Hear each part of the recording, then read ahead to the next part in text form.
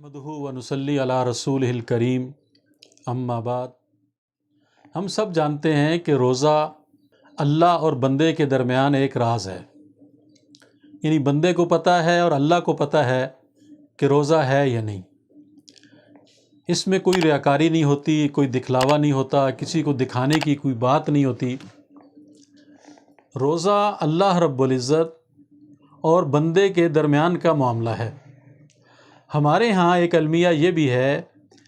کہ ہم خواہ مخواہ کی ٹھیکیداری کرتے ہیں، لوگوں سے پوچھتے پھرتے ہیں آپ کا روزہ ہے، آپ نے روزہ رکھا ہے، اور پھر جس نے روزہ نہیں رکھا ہوتا اس پہ اوہو آپ نے روزہ نہیں رکھا، تمہارا روزہ ہی نہیں ہے۔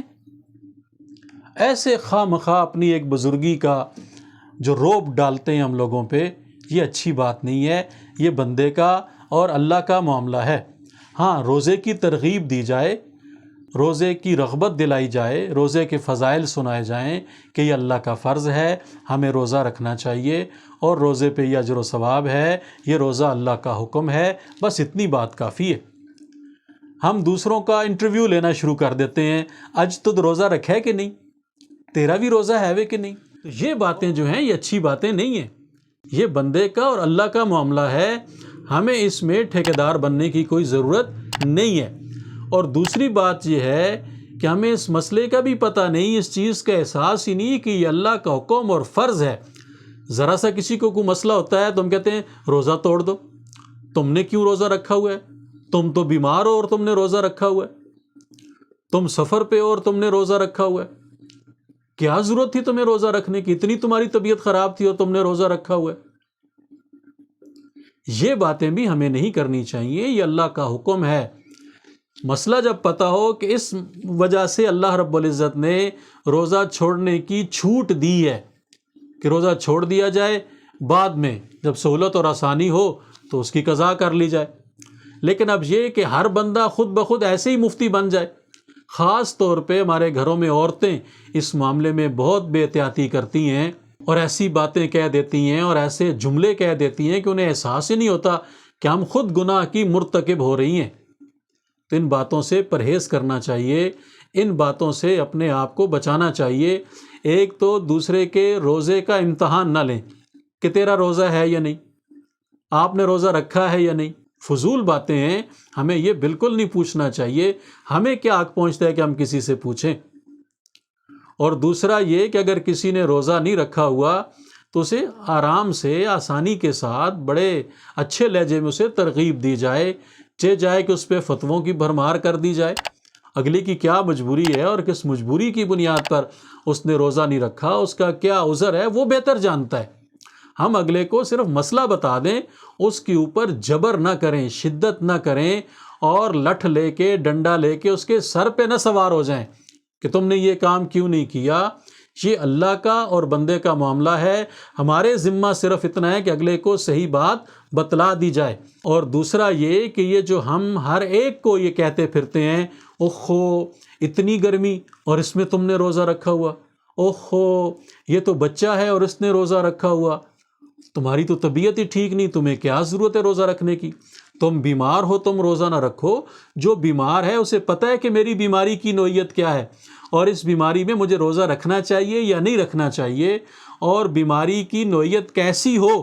کہ اس میں روزہ نہ رکھا جائے یا روزہ رکھا ہے تو اسے توڑ دیا جائے۔ یہ مسئلہ علماء کرام سے پوچھنا چاہیے،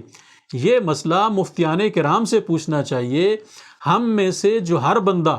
خود عالم بن جاتا ہے اور خود مفتی بن جاتا ہے اور اپنی رائے کو وہ یہ سمجھتا ہے کہ شریعت کا حکم یہی ہے اور جو رائے میں دے رہا ہوں عین شریعت کا منشا یہی ہے، ایسے نہیں کرنا چاہیے۔ بہت سارے مسائل ایسے ہیں جن کا عام لوگوں کو نہیں پتہ، وہ صرف علماء کرام سے پوچھنے چاہیے، مفتیان کرام سے پوچھنے چاہیے۔ اس بات کی بہت زیادہ احتیاط کرنی چاہیے۔ ہمارے یہاں مصیبت یہ ہے کہ ہمیں چھوٹے چھوٹے جو مسائل ہیں ان کا بھی پتہ نہیں۔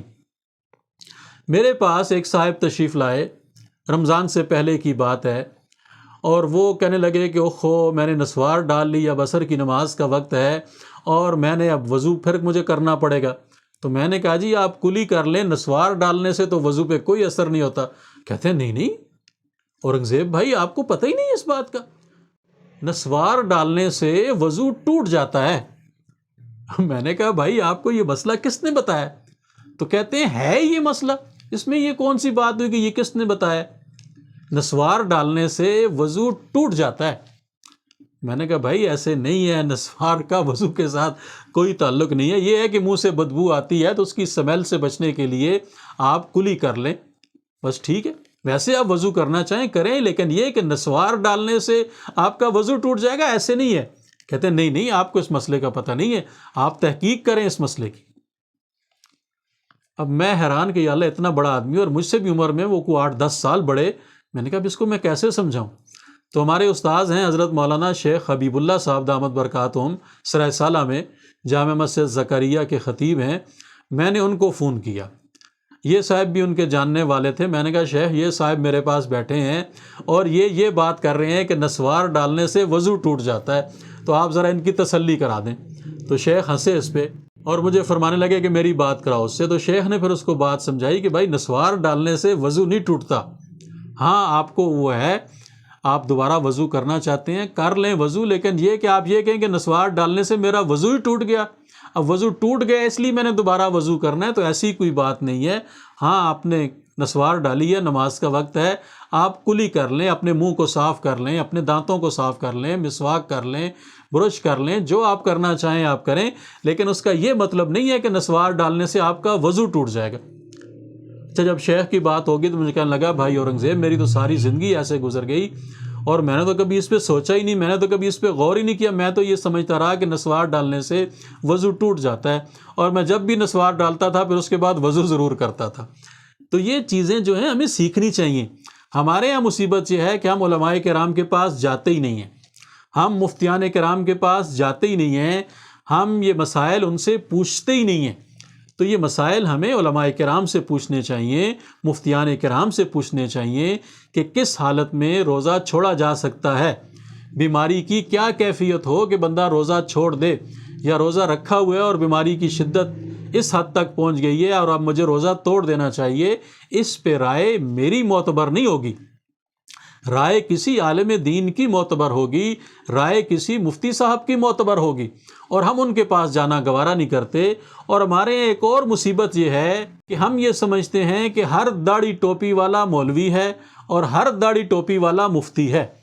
اور ہم اس سے بات پوچھ لیتے ہیں، اور وہ بھی اس لیے کہ لوگ یہ نہ کہیں کہ اوہو اسے آتا ہی کچھ نہیں، وہ بھی غلط سلط مسئلہ بتا دیتا ہے اور ہم اس مسئلے پر عمل کر لیتے ہیں۔ تو یہ جائز ناجائز کے مسائل، یہ حلال اور حرام کے مسائل، یہ ہمیں ایسے راہ چلتے لوگوں سے بھی نہیں پوچھنے چاہیے، باقاعدہ مفتیان کرام کی خدمت میں حاضر ہو کر ان سے ان مسائل کو پوچھیں، اور ہم اس پہ اللہ کا شکر ادا کریں کہ اب تو اللہ تعالیٰ نے بڑی آسانی فرما دی ہے، ہر علاقے میں مفتیان کرام موجود ہیں، علماء کرام موجود ہیں، ہم ان سے جا کر ان مسائل کو پوچھیں، اور ہم خود مفتی نہ بنتے پھریں، لوگوں کے روزے بھی نہ خراب کریں اور اپنی عاقبت بھی نہ خراب کریں۔ اس لیے میری یہ گزارش ہے کہ ان دو چیزوں پہ خاص طور پہ ہمیں غور کرنا چاہیے، ایک تو خواہ دوسروں کا امتحان نہ لیں، ان کا تمسخر نہ اڑائیں، ان کا مذاق نہ اڑائیں اور ان کے ٹھیکیدار نہ بنیں ہم، اور دوسرا یہ کہ یہ